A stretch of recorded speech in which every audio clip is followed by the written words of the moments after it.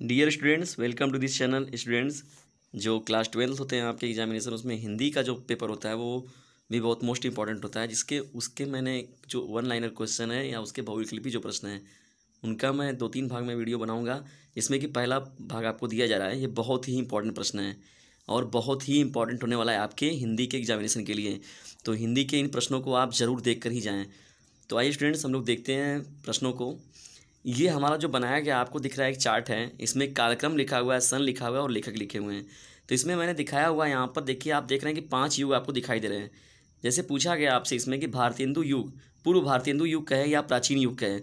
तो यह आपका जो होता है शताब्दी जो होती है 13वीं शताब्दी से 1868 तक का जो सन होता है वह इसी का होता है। पूर्व भारतेंदु युग या है प्राचीन युग का है। जैसे ये पूछा जाए कि पूर्व भारतेंदु युग के लेखकों के नाम बताइए, तो 2 लेखक इनके नाम हम लोग यहाँ पर देखिए लिया गया है, मुंशी इंशा अल्लाह खां और पंडित लल्लू लाल जी। तो ये दोनों जो लेखक हैं वो प्राचीन युग के हैं। अब सेकंड जो हम लोग का युग है भारतेंदु युग आता है। इनका जो कार्यकाल है 1868 से 1900 तक।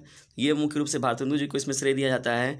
तो इसमें देखिए जो हम लोग के मुख्य लेखक हैं बाल कृष्ण भट्ट जी हैं, प्रताप नारायण मिश्र जी हैं और भारतेंदु हरिश्चंद्र जी हैं। तो इनके भी 2 लेखक आप अगर याद रखते हैं युग के रूप में तो बहुत ही इंपॉर्टेंट है। तो द्विवेदी युग के में हम लोग आते हैं, तो इनका जो कार्यकाल है 1900 से 1922 तक। तो ये इस युग को हम लोग द्विवेदी युग कहते हैं। इसके प्रमुख लेखक जो हैं पंडित महावीर प्रसाद द्विवेदी जी, सरदार पूर्ण सिंह, बाबू श्याम सुंदर लाल और बाबू श्याम सुंदर दास और पदुमलाल पुन्नालाल बख्शी जी हैं। तो ये जो महावीर प्रसाद द्विवेदी जी के नाम पर इस द्विवेदी देखिए आपको लिया भी गया है। और इसके जो मुख्य 2 लेखकों के नाम पूछे तो ये आप याद रखिएगा। शुक्ल युग के देखिए, शुक्ल युग को हम लोग एक और भी छायावादी युग के नाम से भी जानते हैं। तो शुक्ल युग या छायावादी युग, तो छायावादी युग के जो प्रवर्तक है वो जयशंकर प्रसाद युग कहा जाता है। 1922 से 1938 तक का ये कार्यकाल है। रामचंद्र शुक्ल जी हो गए, जयशंकर प्रसाद हो गए, महादेवी वर्मा जी हो गए, पंडित माखनलाल चतुर्वेदी, ये इनके प्रमुख जो मुख्य लेखक हैं ये, यानी युग में और इन युग के लेखकों के नाम ये बहुत इंपॉर्टेंट है। जो अंतिम हम लोग का देखिए यहाँ पर है शुक्लोत्तर युग।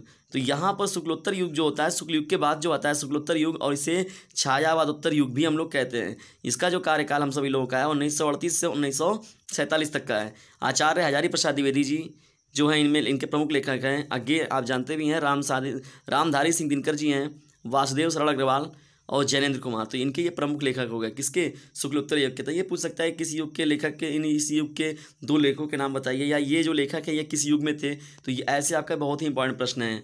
ये जो लास्ट हम लोग चलते हैं युग की तरफ।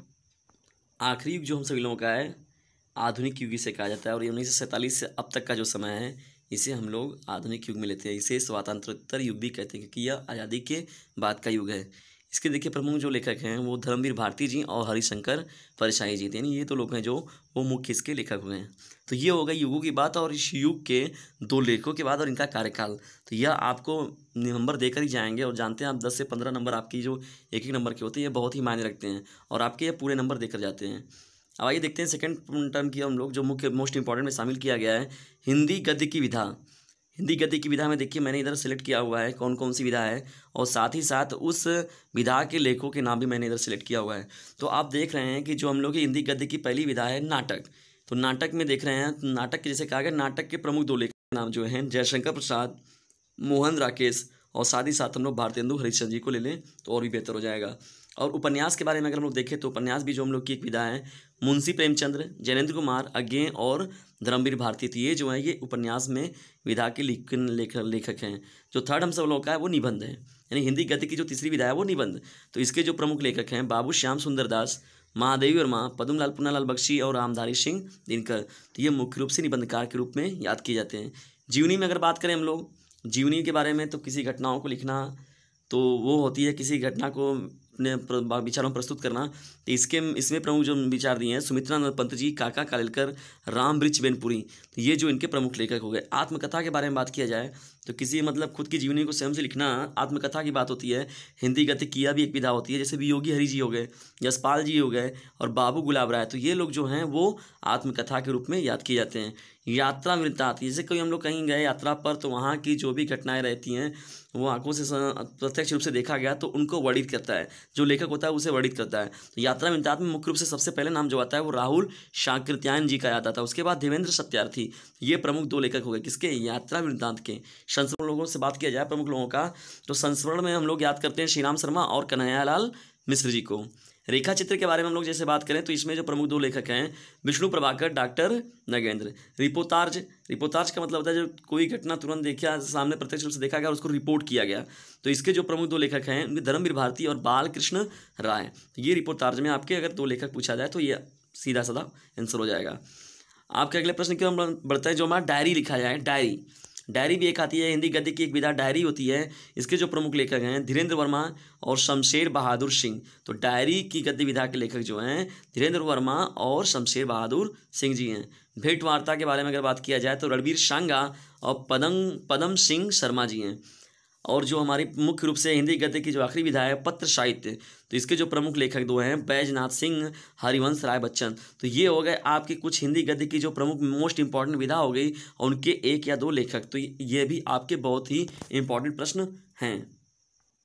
डियर स्टूडेंट, जो हम लोग का अगला एकांकी का जो विधा है वो उसमें एकांकी को हम लोग हिंदी गद्य की विधा में एकांकी को हम लोग शामिल करते हैं।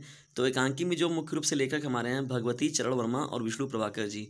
तो यह एकांकी को देने के लिए जिम्मेदार हैं। और हिंदी गद्य की जो विधा है मुख्य रूप से आलोचना। तो आलोचना की में हम लोग सबसे प्रमुख रूप से जो नाम याद रखते हैं वो रामचंद्र शुक्ल जी को याद करते हैं। यानी आलोचक के रूप, एक सबसे बड़े आलोचक के रूप में याद किया जाता है रामचंद्र शुक्ल जी को। और जो है हमारे पंडित महावीर प्रसाद द्विवेदी, हजारी प्रसाद द्विवेदी जी, तो ये जो हैं आलोचकों के रूप में इनको याद किया जाता है। तो ये हो गए कुछ गद्य की विधाएं उनके महत्वपूर्ण। तो ये जो कुछ महत्वपूर्ण मोस्ट इंपॉर्टेंट आपके 1 नंबर 1 लाइनर या 1 नंबर के जो क्वेश्चन है मल्टीपल MCQ क्वेश्चन, तो ये बहुत ही वैकल्पिक प्रश्न जो है बहुत ही इंपॉर्टेंट है आपके एग्जाम की दृष्टि से। मैं और भी वीडियो बनाऊंगा, इसका 2nd 3rd पार्ट आपको दिया जाएगा और भी मोस्ट इंपॉर्टेंट प्रश्नों का कलेक्शन। लेकिन इन प्रश्नों को आप जरूर देख कर जाएं, क्योंकि इससे हर बार जो हिंदी के प्रश्न बनते हैं 1 नंबर के, तो उसमें से आपको एक फिक्स नंबर देता है और इसमें नंबर कटने के चांसेस नहीं होते हैं। हम 3 नंबर 4 नंबर के लिखते हैं, व्याख्या करते हैं, तो उसमें नंबर हमारा कटता है। लेकिन जो 1 नंबर का होता है यह हमको फिक्स नंबर देकर जाता है। वीडियो अगर आपको अच्छी लग रही है तो इसे लाइक करें, शेयर करें और सब्सक्राइब करना ना भूलें। और बेल आइकन की घंटी को जरूर दबा दें ताकि आपको हमारे चैनल से मिलने वाली जो भी मोस्ट इंपॉर्टेंट नोटिफिकेशन होगी आप तक आसानी से पहुंच जाएगी।